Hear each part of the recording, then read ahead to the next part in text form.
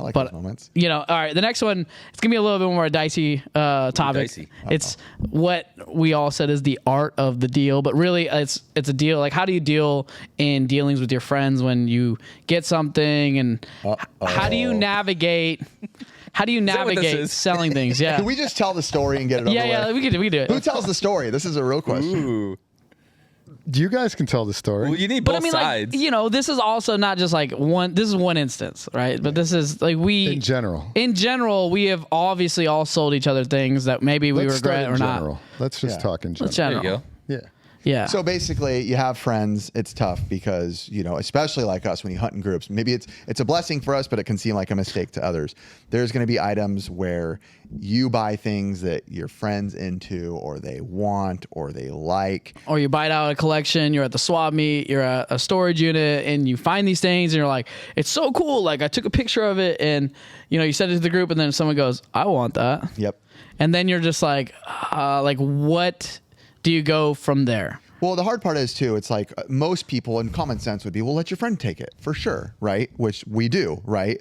But, and this isn't not every time. This isn't relating to our story that we have later, but like it might be like, well, I've already, you know, God, I got to make, this was my one that I was hoping to make some money on. You know, I do this for a living now, type of thing. Like, oh gosh, I got to make my money back on this. Like, where comes the point to where you've done it, you know, whatever many times, to where you're like, I can't sell this to you, dude. I just need to make the money on it.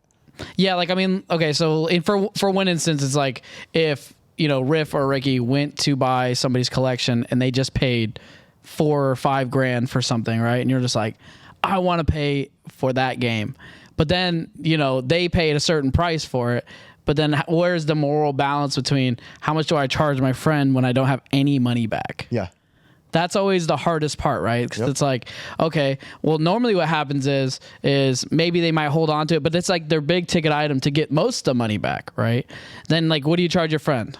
You're just like, well, here's a $400 game. I paid 65%. What do I charge my friend? Yep. Then you're just like, well, your friend's trying to get a little bit of a deal, but then it's also like you have no money back because you were expecting to get money on that item. You know what I mean? I think that's the hardest thing, is like when you do like a little balance between those things. It's like, oh, like I wanted your Mega Man 5 screw. Okay, well, I paid $900. Did you ever tell people about that? I mean, we kind of glanced on it a little bit, but it wasn't. I still haven't put out a video on it either. So We told the podcast people though? I think so. Okay. I remember Woodman put out a video on it, and I got and it got verified as fake, which kind of was a bummer. But anyway. Like, there's one example. I guess in any scenario, what would you guys prefer to do in those situations? You either have a lot of stuff, right, and you're able to give out more deals, or you have not a lot of money and you're trying to make money, and this is what you're doing to do it. Yep. Well, I'm going to just speak even more generally, because it's not even just that scenario. Like, there's a lot of different scenarios. We like to use the term tainted internally. Tainted. Which refers to, it's not really, it's kind of a joke, right? Yeah, it is. Because we joke around about it. Because there's been instances. Well, do we tell them that one story so they know what we're talking about? Well, not even just that story. So it's just in general, like, when you're dealing with friends in general, I would say it's can be challenging. Right? Because there is money involved, there's collecting involved, there is, I like that item. Or there's you have business. it with other people. Yeah. And there's also like, it could even go into the hunting aspect of like, hey, I knew that was a lead. You went behind my back to go get it. There's backdooring with friends, which is a part of it, right? We've dealt with that quite a few So times. it's kind of just talking about like dealing with friends in collecting and hunting in general. Yep. And there's a lot of different scenarios with it, right? One of the ones I've had the hardest time with is because we are like, you know, we're all pretty much on the internet. We all have like kind of our own accounts, you know, our own names. Yeah. And it's great that we all have the same, you know, we make a lot of friends, we meet a lot of people, but then there's those ones where it comes along, hey, I got a message from blah, blah, blah about this deal. I think I'm going to get it. And I'm like, me too. Ricky chimes in, me too. Everyone got the message. It's like, what do we do now? Yeah, dealing with a friend vendor. Yes. Yeah. Who gets it? And situations too. One of the biggest ones we get, Dusty, wherever, camera 2. I'm calling you out, Dusty. There's been plenty of times where he's like, I got this for you, dude. Come to my booth. And then I'm walking up and I see Chris walking away with it. It's not his fault. No, but I'm just like, huh? Because he texts. Yeah. But he'll text. But why did he tell you about it then? That's what I mean. I'm like, that's probably one of his, dealings and business practices. He's putting out his feelers, and it's the first person to get money in his hand. Yeah. But did he tell you he was saving? He doesn't say it though. He doesn't say that. Kinda. I mean, I wouldn't tell, in my opinion, not calling Dusty out in a negative way. I'm just playing around. But I wouldn't be like, come to my booth, and then be like, oh, I sold it. So I would say every scenario is different. Obviously, we can all agree the worst you never want to do is obviously ever steal from your friends. We Right. all can agree on that. Yeah, Like, there is a boundary that I think we all know is like, okay, you never take, right? Right. That's Of course. one That's line we number don't one. ever cross. But then you kind of get into these gray areas where So it's like tough. you're not taking, but it's like, dang, you got that? I was trying to get that. Like, oh man, you kind of stole that deal from me, right? Yeah, but you feels- didn't it actually feels stolen, steal from me, right? But oh, you stole that deal, right? And then there's all different types of scenarios with this. Some of them can be tougher than others. What I would say at the end, and I've had some situations where, and we can talk about our situation Yeah. if you want. Yeah, where yeah. I'm I mean, kind of like, we've ooh, talked that about was it. like a stinger, right? Like that stung. It's that's a not new ever one. something that is like a final blow. It's a tainted where you're sting. like, yeah, it's taint. All right, so here's what it is. So check this out. Yeah, All right, it's taint. let's lay it out so everyone But knows. let me just finish what I was going to say. The one thing I would say is friendship over all of it. Yeah. Right? Yeah. Unless somebody actually stole from you. If somebody steals from me, that's crossing the line. I actually look at that as like, dang, you stole from me as a friend. I don't think I can be friends with Yeah, you. but Has anyone done that in your close group? When I was younger. yeah, when he's I told was me about younger. it. And in clarification, with this whole that we're about to explain, it's dealing with that storage unit. It was also in terms of like me and Chris had talked about it afterwards for like 2.5 hours. So you have to talk to your friends and make sure you have clear communication in real retrospect. Yeah. So, but what ended up happening was this. By the way, it was important for me to before you tell the story, Yeah. to talk to you because the friendship is important. 100%. And I Yeah. didn't want anything to, I didn't Taint want it. taint. No taint, but And like you'll hear in our side of the story that is the first thing.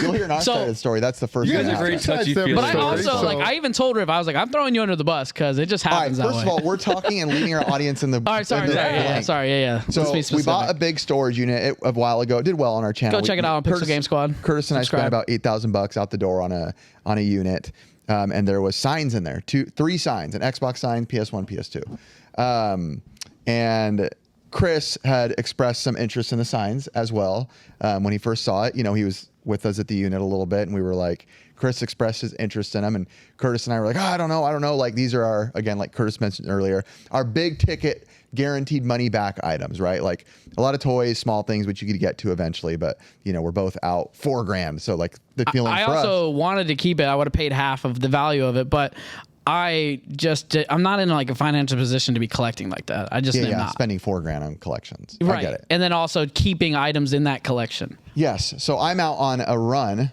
and I'm just chatting with one of my friends. I'm not going to say his name because he doesn't need to get No, it doesn't need to be in there. a buyer of ours, also a very good friend of ours. And he, basically was like, I saw these signs. We posted something like a teaser or something. For whatnot. It was before the video went out, and he's like, I want them.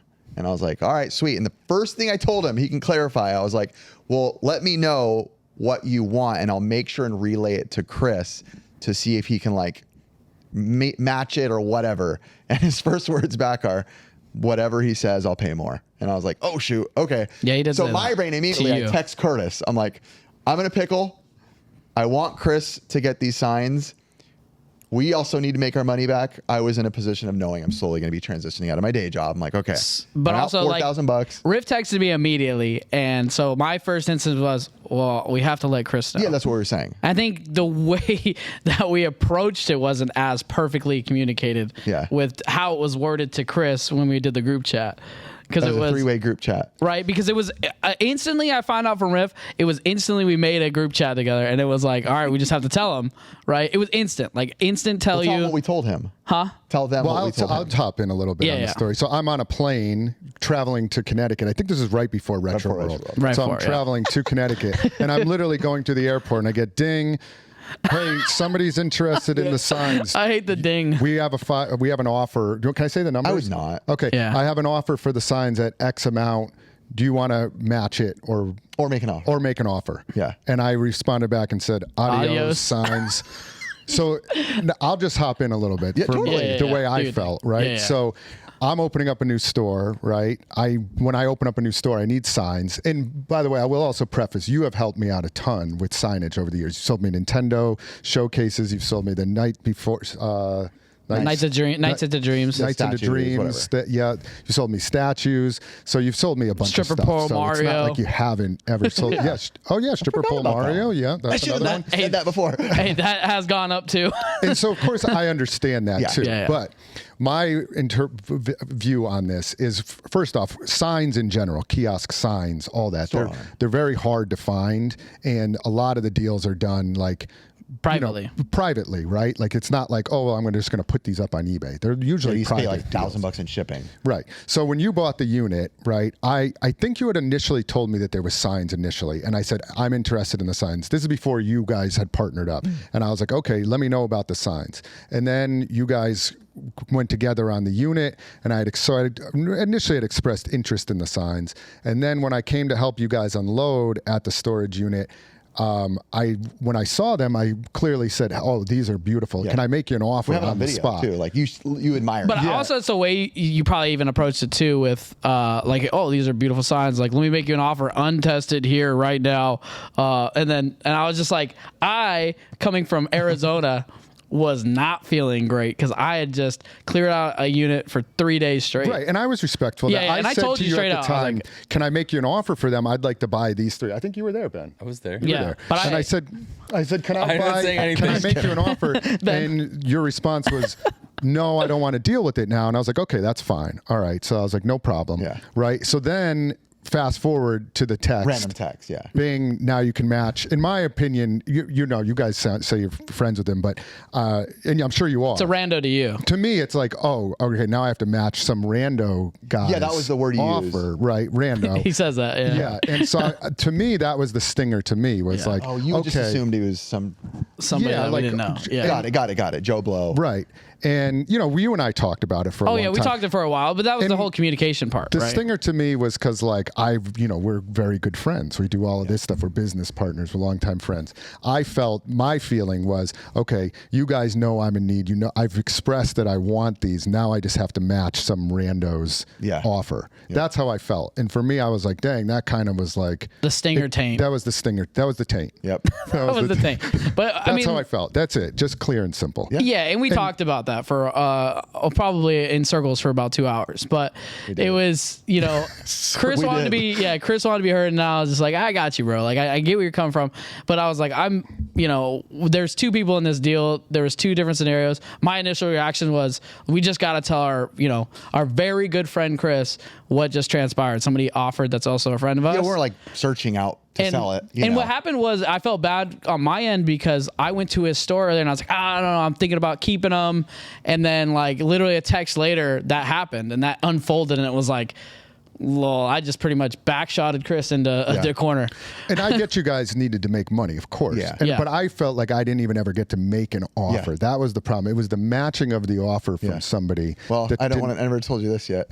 He paid $1,000 more than what he offered. Yeah, I think I did hear Okay. that. Yeah. Yeah, I ended up telling which him. is Yeah, good. I You know, did. listen, I also know that you had just bought that unit. This is like a big buy for you. I know you need to make money back. I understand all of that. Yeah. It was just I felt like it would have been nice for me to have made the first offer, Right, not right. have to match. And I think for me, somebody's like where offer. my ease of not feeling bad came from, that I've sold you so many have. grails You have. in the past. No, and I know if that. it wasn't, I probably would have been like, I feel too guilty. I need to give it to Chris. But I think my brain immediately, I was like, all right, I've sold him the world a Nintendo sign. You have. And this, and Yeah. No, I was you like, have. all right, I feel okay enough to be and like, for me, it's like I've never had a big score, so I was like, this is going to be a little bit of a changer for me. but ask Curtis. I was texting him that whole day. I'm like, man, I feel so bad, dude. Yeah, well, because the way I Yeah. think I view it is if, like, I know you're a small soldiers collector, right? Yeah. If I bought a storage unit and it was like the holy grail of small soldiers, I would be like, okay, I know that I want this to go to Curtis. Yeah. That's the thing. Or if Ben, what do you like collecting? Give me what are you Vipers. collecting? Neo Geo.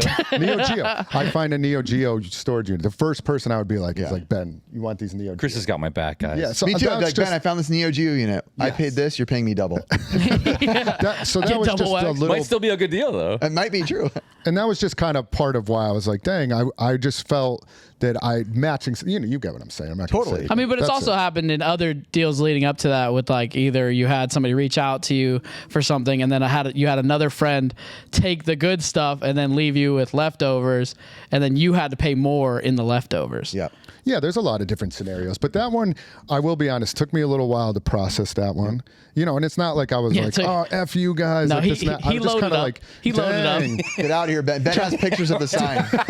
Ben has pictures of the sign on his phone. So what did I do? So we were I hope that filming a doesn't- podcast, and there. Oh, Chris yeah, I got to look at that Chris during was the whole checking out the podcast. sign, That was and the I was like, expensive I one. gotta get a So picture since of that. then, I've had a friend who's gotten an Xbox sign and a PlayStation 1 sign, and I bought those off of him. Yeah. And then I get the enjoyment of sending them to you, Curtis, and going, look what I got, dude. I always have Somebody like hooked me I mean, I don't want to like kind of explain like how you do like, splitting up with Blake and the dynamic. I always wonder like how does that really work between you where it's like pretty much here's a flip, you take one, I take one. But what happens when you win or when he wins and then you lose and he loses? Well, we've got that down to a science. I mean, we split a lot of things, and we were trying to bring you in on a third on a deal.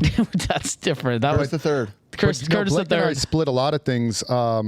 That is a very mutual, respective relationship. We used to not do that, and like we would hunt together, and like it would be almost who could grab first, and we got the worst. It was the worst. It's the worst. It was so non-enjoyable to the point where I told Blake, I was like, dude, I don't even think I want to hunt with you because this isn't fun anymore. We're diving into bins together, grabbing stuff out. And you So know we that feeling when someone's reaching into your bin, you're like, Oh, it was terrible. I used to call him his little mitts. We're always Yeah. there. The little we just gremlin mitts, bro. Mutually to always hunt together, and we'll just split stuff. And ever Yeah. since then, it's been great. But we just coin flip and then pick. We lay things out and then pick who gets first pick. Yeah, but what happens if like you guys, obviously what you're paying in on the lot and it's a huge lot. What if one item that you paid half for in that lot is like pretty much covers it and then theirs doesn't? So in those scenarios, we just had to do this the other day. Like in the lot we bought at the flea market, there was a Pokemon Black or Pokemon White 2 sealed. Yeah. Which is probably maybe $300 sealed, something dollars, right? So we valued up a bunch of things and we made two piles. One that was either you get that or you get $300 they're both worth of equal value. Yeah, and Well, that's pretty you either fair for flip that and one. get one of them, so that one guy doesn't get like waxed, shafted. Yeah. Yeah. So we've come up with a pretty good science with that. Yeah. Yeah, I mean, like that's obviously just like a couple of scenarios. I think the hardest part is when is it too soon to give your friend the deal for something, right? It's like, is it just basically initial buy? It's a huge buy, and then it's like. What I've told people in the past is like, if I buy a big unit and I've like spent like, whatever, $4,000 and I've made no money back yet, but they're like, hey, I really want this big item. I'm like, if you want it now, you have to give me a good percentage because I've made nothing back. What if everything else sells for 20% of value? Then Yeah. I'm completely screwed. My time, my effort, my money, energy, everything, right? But if it's later down the line and it's there, or I hold it for you at the end and I'm made my money back, I'm happy. Yeah, man, buy it off me for 40%. I don't care. Because essentially you become the vendor at that point when you're like obviously reselling it. But like when you go to a vendor that's like pretty much does a whole voice out to everybody like, oh, I got this. And so where does it come in where the balance is like, what I do when people reach out for like collections and things like that, I always just say, hey, like this is obviously your lead. Like they're trying to reach me to get to you. Like I can't just be like, oh yeah, you could just sell it to me. That'd be great. I would feel so We've had that happen. morally scummy as a person because it's like for me it's never about the money, right? But what do you do in those scenarios when it's brought up to you where it's like somebody else has been reached out about, and what would your thought process be? Explain it again. I can tell them because it's happened to me. So imagine like someone emails you a collection but also emails Riff, but they're trying to reach Riff through you. Hey, Griff, I'm trying to get a hold of Chris to sell this collection to him. And I jump in and go, oh, dude, just sell it to me. I got it. That's happened to me. Especially being on YouTube. That's happened to me. And Ricky knows. Another scenario. I'm not naming names, but it's happened many times. That's a little bit. It's happened shady. But many also times another to scenario Ricky is and like I'm standing in your store and somebody's just bringing in free items, right? And sometimes for donations, and I'm just like, well, what if I, just said, hey, I'll pay you outside to do it? I feel like I would feel terrible, right? Because it's not like you're providing an atmosphere for drop off, donations, or even selling. Like, you are doing all the upfront costs. This is your business. I'd feel terrible to go out of my way to be Well, as like, a friend, that would be a big no-no. that's what I'm saying. But even if I wasn't a friend, I feel like that's a would big be no-no. Yeah, we don't allow that. I don't think any video game store really. Anybody would frown upon that. I've said before, when I first got in the scene and I was like brand new in the scene, I knew no collecting etiquette. Like, yippee, I love games. I can buy them. Yay. Was at Frankensons and some guy brought in a box. I remember just watching him do a trade into a store. And I was like, man, that guy's underpaying you. I'll give you more if you want. And the guy's like, you said all the things you're not supposed to say. Yeah. Call security gate. And I quickly realized, I'm like, oh, yeah. I guess that would make sense not to say that out loud. But in my head, I was just like, wow, yeah, dude, I'll give you way more than that. But I was literally like brand new to collecting. Obviously, I'd always been gaming, but collecting. And I was like, whoa, I realized that is a no-no. I've definitely heard about the GameStop stories where employees be like, hey, I'll meet you outside. I'll just pay you, right? Like, Ricky and I have a video where we're outside and someone's walking with a box of Genesis games. Contra Hardcore, all the heavies. Was that GameStop? Yeah, GameStop. Okay. Retro Liberty. And we're just like, So is it okay? Is it if it's years ago? GameStop are you taking then? those in there? Yeah, well, on the old channel. Are you taking those in there? He's like, yeah. I'm like, dude, we'll give you real money. Come to the car. He's like, okay. Way back in the day. GameStop, so True, I know, right? it doesn't hurt you or anything. But But yeah, they're kind of a big corporations are different. I feel like they're not human beings either. You know, no, in a way. You know what I mean? I get what you're saying. Like nobody's gonna be heartbroken. But they are franchised, right? So I mean, it's technically owned by somebody. That's But the store using manager isn't gonna be like too upset. They're not. They're not gonna know that if it even happens, right? Like but my thing is has somebody emailed you to get to somebody else for their collection? Do you forward that over and you'd be like, oh, let me see what you have? I don't know if I've ever had that happen. I'm trying to think if I've had that happen before. I know you have. Many times. I would forward it. I would for sure. Because otherwise, I'd feel like I was just sniping the deal. Totally. Yeah. Yep.